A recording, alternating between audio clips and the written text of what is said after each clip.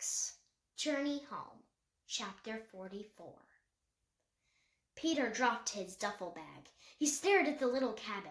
A nest hung from one of the rafters, as if some bird were announcing what a nice place it was to live. The mountain laurel he'd planted by the cinder block doorstep was fringed with new growth. The door frame, such fresh green wood when he'd left, had already begun to weather in the 6 weeks he'd been away. The urge to grab the doorknob and go inside was strong, but he resisted. This wasn't his home. Not yet. He ran a hand along a couple of logs. All were straight and true. None had shrunk. Beneath the windowsill, though, he noticed a lump of daubling bulging out. He pulled his jackknife from his back pocket and then paused. He couldn't help a quick smile.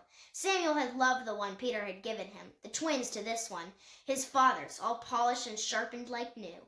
Jade had loved her wedding present too, the candy cane striped wool socks his mother had treasured.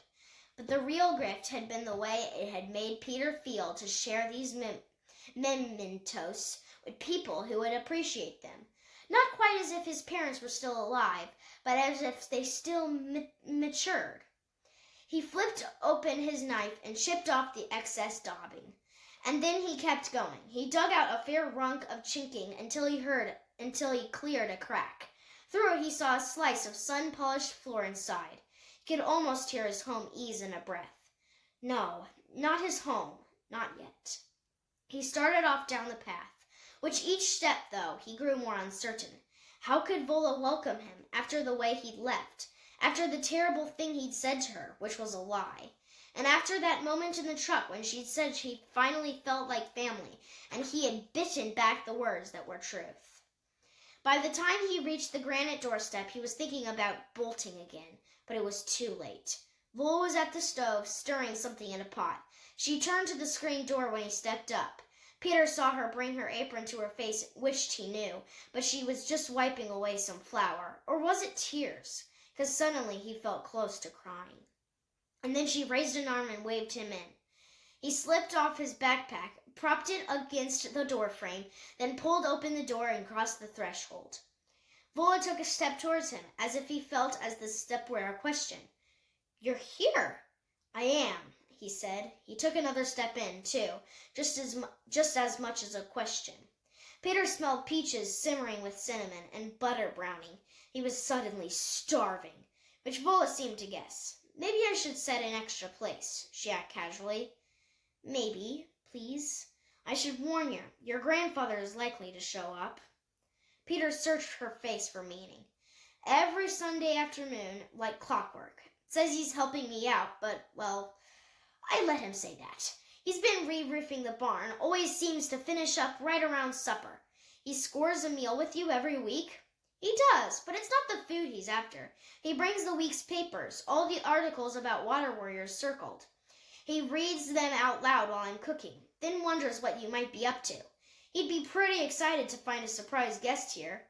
Well, actually, 2 surprise guests. I brought someone with me." Vola peered over his shoulder out the screen door. "No," Peter said, "not like that." He opened the door and lifted his backpack and brought it in, and Vola gasped at the curious little face poking out. Peter freed the screaming bundle of bright copper fur. The kit licked Peter's face as if to reassure him she wouldn't get into trouble, then kicked to get down. Peter set her on the floor, and she immediately began a thorough investigation of Vola's foot and her prosthesis. She flicked her ears as if she found both satisfactory, and then pranced off to explore the kitchen. Peter laughed. "She has to know everything that's going on." They watched the kit sashay around the kitchen. Beside the sink, she came to a full stop. She rose on her hind legs, sniffing madly. Peter laughed again. "Eggs on the counter. She loves them, just like her father." And it didn't hurt. For the first time in over a year, mentioning PAX didn't hurt. "You'll have to watch out. She can smell them a mile away. Every time I turned around, she has one of the water warriors feeding an egg." "She looks hungry," Vola said. "Better give her some." Peter took a dish and cracked one of the eggs in it. Then he remembered Jade's kindness with the chickadee.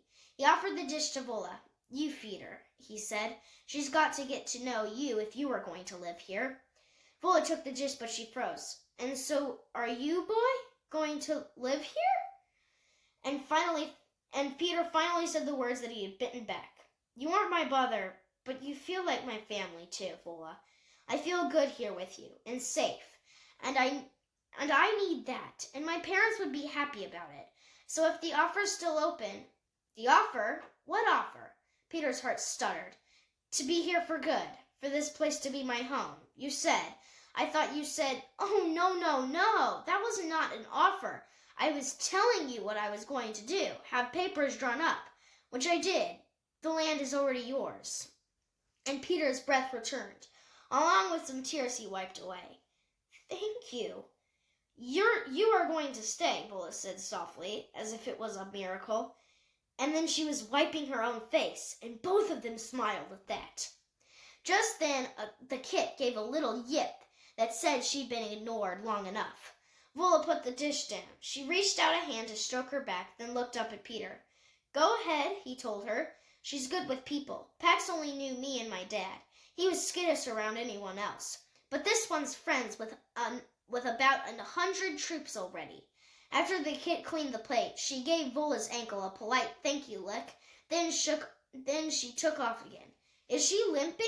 Vola asked. Just a little. It was worse before. You almost don't notice it, right? She was hurt? Peter scooped up the little explorer, who was about to unbush a broom. Poisoned. Heavy metals, we figured, from drinking from the river before we decontaminated it.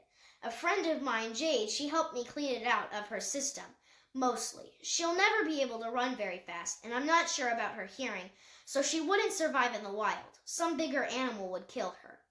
Peter pressed the little fox to his neck, thinking how just a month ago he'd been the bigger animal who almost killed her.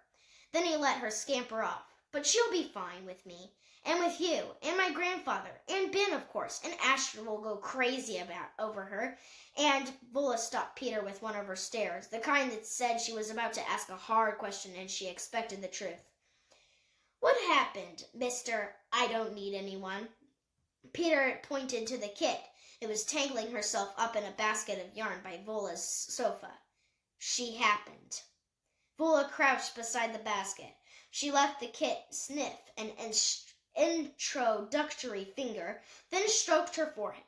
Thank you for happening, little... She looked up at Peter. Have you named her? Peter shook his head. She named herself. Vola, meet Sliver. Sliver, eh? So she slipped in. Peter nodded. She slipped right in, and I never saw it coming.